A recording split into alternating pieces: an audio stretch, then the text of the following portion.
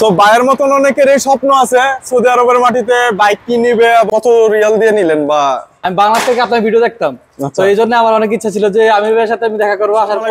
Welcome সবাইকে নতুন আরেকটি ভিডিওতে। সো সৌদি আরবের মাটিতে আরেকটা বাংলাদেশি ভাইয়ের স্বপ্ন পূরণ এবং সুজুকি জিক্সার নেকেড ভার্সন 150 নতুন একটা বাইক নিয়ে নিল এবং অনেকদিন পর এই বাইকটি আসছে। আজকে ডেলিভারি দেওয়ার ডেট এবং ডেলিভারি নিতে আসছি আমরা।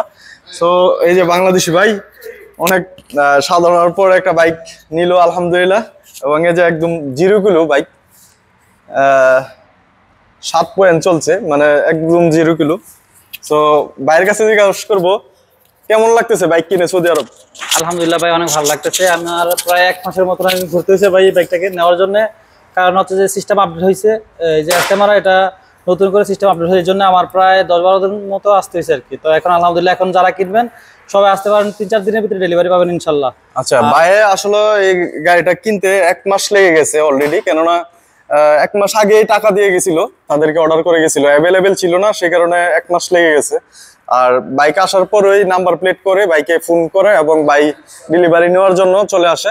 সো বাইকটি কত রিয়াল দিয়ে নিলেন? বা আমার টোটাল ভাই হচ্ছে যে 8,900 টাকার মতো আসতে, মানে সবকিছু খরচ গেছে। খরচ গেছে ইন্স্যুরেন্স সবকিছু এভরিথিং, মানে 8,900 টাকার মতো খরচ গেছে। স্টার্ট করেন। আর আরেকটা কথা হচ্ছে ভাই, মানে আমি বাংলাদেশ থেকে আপনার ভিডিও দেখতাম, তো এই জন্য আমার অনেক ইচ্ছা ছিল যে আমির ভাইয়ের সাথে আমি দেখা করবো আসার পরে।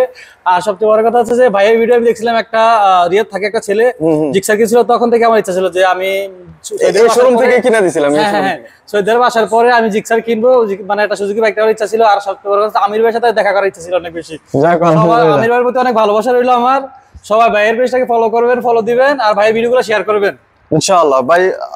ভাইরাল আলহামদুলিল্লাহ, ভাইয়ের স্বপ্ন পূরণ হয়ে গেছে। বাংলাদেশ থেকে এসে বাইক নিয়ে এখন সুজুকি শোরুম থেকে বেরিয়েছে আলহামদুলিল্লাহ।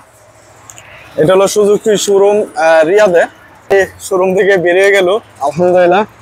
বাংলাদেশে তো বাইক কি বাইক চালাইছেন বাংলাদেশে? বাংলাদেশে R15 V3, Suzuki Gixxer FI এগুলো চালাইছি বাংলাদেশে ভাই। আচ্ছা, বাংলাদেশে কি গাড়ি সার্ভিস ভালো দেয়?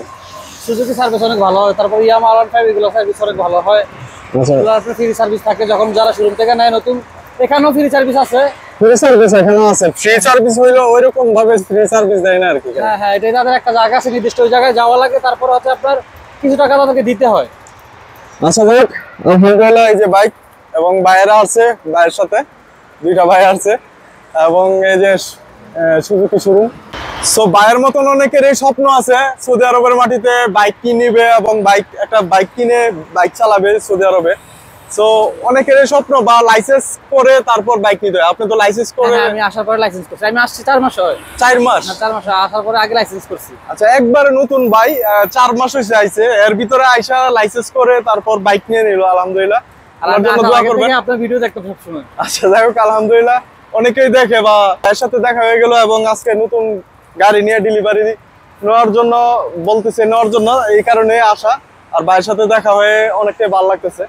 সো ভালোভাবে গাড়ি চালাবেন এবং ভাইয়ের জন্য দোয়া করবেন, ভালোভাবে যেমন গাড়ি চালাইতে পারে। বা সৌদি আরবে গাড়ি চালানো আসলে অনেকটাই রিস্ক, তারপরও বাইকার যারা আসলে বাইক রেখে বাংলাদেশে যারা চালাইছে তারা বলে বাইক ছাড়া চলতে পারে না, অচল। ঠিক আছে, আমাকে বলে অনেকে ভাই এই গরমের মধ্যে কিভাবে বাইক চালান, আসলে গরম আর ইয়া নাই ভাই। যারা বাইক চালান, বাইক প্রেমিক, তারা আসলে এটা ছাড়া চলতে পারে না।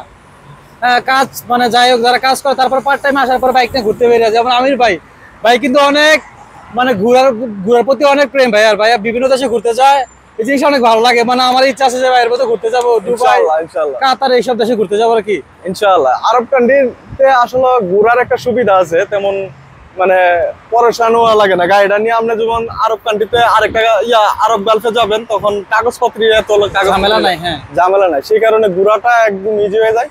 যাই হোক, আজকে ভাইয়ের গাড়িটা দেখে অনেকটাই ভালো লাগতেছে এবং আজকে ভাইয়ের সাথে ডেলিভারি রিসিভ করতে এসে অনেকটাই ভালো লাগতেছে। যাই হোক, আজকের মতন ভিডিওটা এখানে শেষ করতে যাচ্ছি। সে বন্ধু ভালো থাকবেন, সুস্থ থাকবেন, আল্লাহ হাফেজ।